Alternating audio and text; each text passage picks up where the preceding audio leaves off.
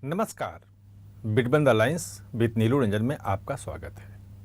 आज हम बात करेंगे मुस्लिम आरक्षण की। दरअसल मुस्लिम आरक्षण को लेकर के बवाल मचा हुआ है। संसद में हंगामा हो रहा है और संसद के बाहर भी हंगामा हो रहा है। बयानों का दौर चल रहा है। जेपी नड्डा ने राज्यसभा में काफ़ी कुछ बोला। डीके शिव कुमार का एक बयान आया, उसके बाद उनकी सफाई भी आ गई। लेकिन इसके पीछे की राजनीति क्या है, ये बयानबाजी क्यों हो रही है, बयान तो आप सब सुन चुके हैं, लेकिन वो समझना ज़रूरी है, क्योंकि अगर वो आप समझेंगे तभी आप देख पाएंगे कि दरअसल जो मुस्लिम आरक्षण की लड़ाई जो शुरू हुई थी और जो सिद्धारमैया ने कर्नाटक में जो ठेकों में 4% का आरक्षण मुसलमानों को दिया और बीजेपी उसके खिलाफ हमलावर थी, लगातार उस पर हमले हो रहे थे, वो संविधान बदलने पे क्यों आ गई? आखिर डीके शिव कुमार को क्यों कहना पड़ गया कि अगर ज़रूरत पड़ी तो संविधान भी बदला जा सकता है? और डीके शिव कुमार अब सफाई दे रहे हैं कि मेरा जो बयान था, उनका जो बयान था, वो तोड़ मरोड़ कर पेश किया जा रहा है। लेकिन आप ओरिजिनल उनके बयान को अगर आप देखेंगे तो चैनल पर जब उनसे पूछा जा रहा था कि जो आप 4% आरक्षण आपने दिया है मुसलमानों को, संविधान धर्म के आधार पर आरक्षण की बात बिल्कुल नहीं करता है और अभी तक जो कोशिशें हुई हैं वो हाई कोर्ट और सुप्रीम कोर्ट ने खारिज कर दिया है, गिरा दिया है। यानी कि संविधान के जो भावना है, संविधान जो कहता है, उसके आधार पे आप मुसलमानों को आरक्षण धार्मिक आधार पे नहीं दे सकते हैं। हाँ, ओबीसी में अगर कोई मुसलमान है तो उसको आप आरक्षण दे सकते हैं, उसके लिए खुला है और मिल भी रहा है। आरक्षण पूरे देश में मिल रहा है, हर राज्य उसमें दे रहे हैं, उसमें कहीं कोई समस्या नहीं है। उसमें एक और दूसरी चीज़ें हो रही हैं, उसमें भी हल्की सी चर्चा हम करेंगे। लेकिन ये जो संविधान की बात आ गई है, दरअसल संविधान बदलने का जो मुद्दा है, ये एक बड़ा मुद्दा है। अगर आप भूल गए हों तो मैं आपको बता दूं कि 2024 के इलेक्शन जब हो रहा था, उस समय को आप याद कीजिए कि संविधान बदल देंगे एक बहुत बड़ा चुनावी मुद्दा बन गया था और वह मुद्दा बनाया था कांग्रेस ने और उसके सहयोगी विपक्षी दल थे उन्होंने। और उसके पीछे कारण ये था कि भाजपा ने नारा दिया था कि अब की बार 400 पार, और एक दो नेताओं ने, लल्लू सिंह और बाकी एक दो नेताओं ने, ज्योति मिर्धा शायद थी, इन लोगों ने बयान दिया कि भाई 400 सीटें ज़रूरी है क्योंकि हमें संविधान बदलना है। और वो एक बड़ा मुद्दा बन गया कि यह संविधान बदल करके आरक्षण खत्म कर देंगे। जो एससी, एसटी, ओबीसी को आरक्षण मिल रहा है वो आरक्षण नहीं मिलेगा। ये पूरा एक नैरेटिव ऐसा चला कि भाजपा तमाम सफाई देती रही कि हम संविधान की रक्षा करेंगे, बाबा साहब का संविधान है, उसका हम सम्मान करते हैं, संविधान की पूजा करते हैं, सब कुछ कहते हैं। लेकिन जनता में एक बहुत बड़े वर्ग में मैसेज गया कि अगर 400 सीटें आई भाजपा को तो कहीं सचमुच में संविधान न बदल दे।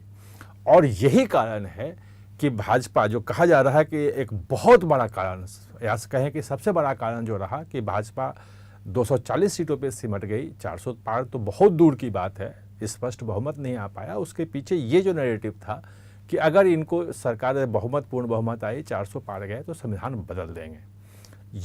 ये नैरेटिव था और ये नैरेटिव खड़ा किया था कांग्रेस ने और उसके सहयोगी विपक्षी दलों ने। और इस नैरेटिव के लिए दो चीज़ें और की गई थी संविधान बदलने के लिए कि संविधान बदलना चाहिए और एससी, एसटी आरक्षण ख़त्म करना चाहिए ओबीसी का। इस पे एक एआई जनरेटेड फेक वीडियो जो है वो सर संचालक मोहन भागवत का भी चलाया गया था, खंडन हुआ उसका। और एक फेक वीडियो जो है जो बीच में काट दिया गया था, अमित शाह का चलाया गया था, जिसमें एफआईआर भी हुई थी। यानी कि नैरेटिव खड़ा करने के लिए जो फर्जी वीडियो है उसका भी सहारा लिया गया। अब आप कहें कि एक साल बाद, क्योंकि पिछले साल इसी वक्त लगभग ये नैरेटिव शुरू हुआ था कि भाजपा को अगर सत्ता में आई, 400 सीटें आई तो संविधान बदल देंगे, वही लगभग एक साल बाद अब उल्टा कांग्रेस के पास ये आ गई है। डीके शिव कुमार से जब 4% आरक्षण की बात पूछी गई तो उन्होंने कहा कि बिल्कुल सही है। जब ये कहा गया कि संविधान इसकी इजाज़त नहीं देता है तो उन्होंने क्लियर कहा, इसमें कहीं कोई संदेह नहीं है, उन्होंने साफ साफ कहा कि देखिए संविधान पहले ही बदलता रहा है, संविधान में परिवर्तन होते रहे हैं, संविधान में संशोधन होते रहे हैं। हाई कोर्ट में जाने की बात हुई कि 4% हाई कोर्ट की जो मुस्लिम कोटा है उसके खिलाफ हाई कोर्ट जाएंगे, तो उन्होंने कहा कि हाई कोर्ट और सुप्रीम कोर्ट देगा अपना, देखते हैं कि वो क्या देता है। और अगर वो उसका कुछ बयान आता है हाई कोर्ट सुप्रीम कोर्ट का, तो संविधान बदला जा सकता है। उनका उद्देश्य था कि अगर सुप्रीम कोर्ट का फैसला आता है तो संविधान बदल करके भी जो मुस्लिम आरक्षण है उसको दिया सकता। साफ साफ नहीं कहा कि हम बदल के मुस्लिम आरक्षण को देंगे, लेकिन उद्देश्य यही था। और पुराना जो प्रकरण है शाहबानो का, वो उसमें हम देख चुके हैं कि जब सुप्रीम कोर्ट का फैसला आया था कि उसको गुजारा भत्ता दिया जाए, तो उसको संविधान बदल करके और उसको रोक दिया गया था। और ये कहा जाता है कि ये जो कांग्रेस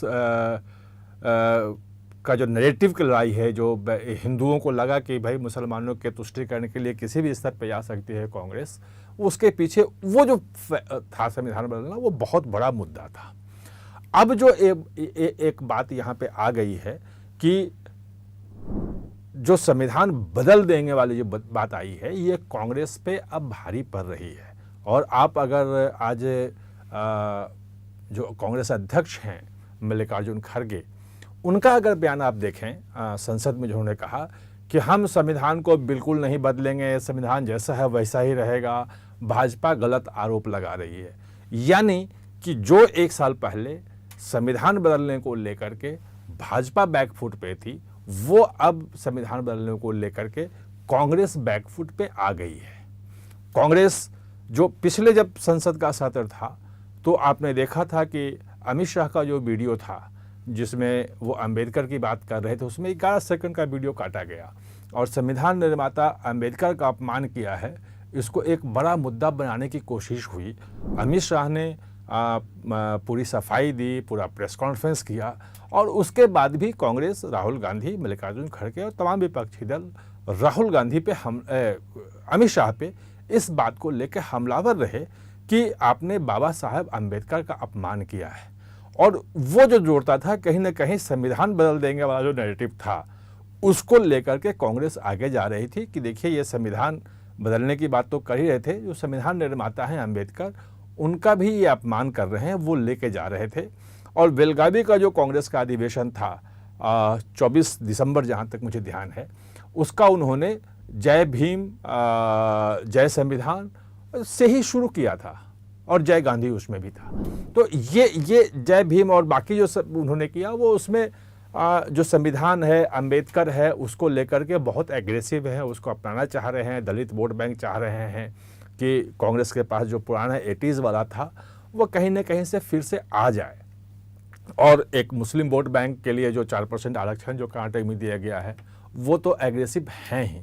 लेकिन ये जो पूरी की पूरी लड़ाई थी, ये जो नैरेटिव की लड़ाई चल रही थी एक दूसरे के खिलाफ, उसमें ये जो मुस्लिम आरक्षण है और उसमें जो संविधान का मुद्दा आ गया है, संविधान बदलने की बात आ गई है, इस बात ने कांग्रेस को बैकफुट पे ला दिया है।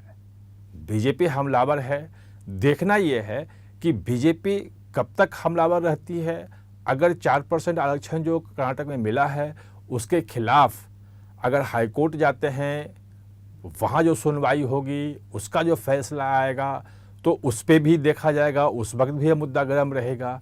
और बाद में अगर सुप्रीम कोर्ट में यह मामला गया, वहाँ जो सुनवाई होगी, वहाँ जो कहा जाएगा, वो जो फैसला आएगा, तब तक मुद्दा गर्म रहेगा।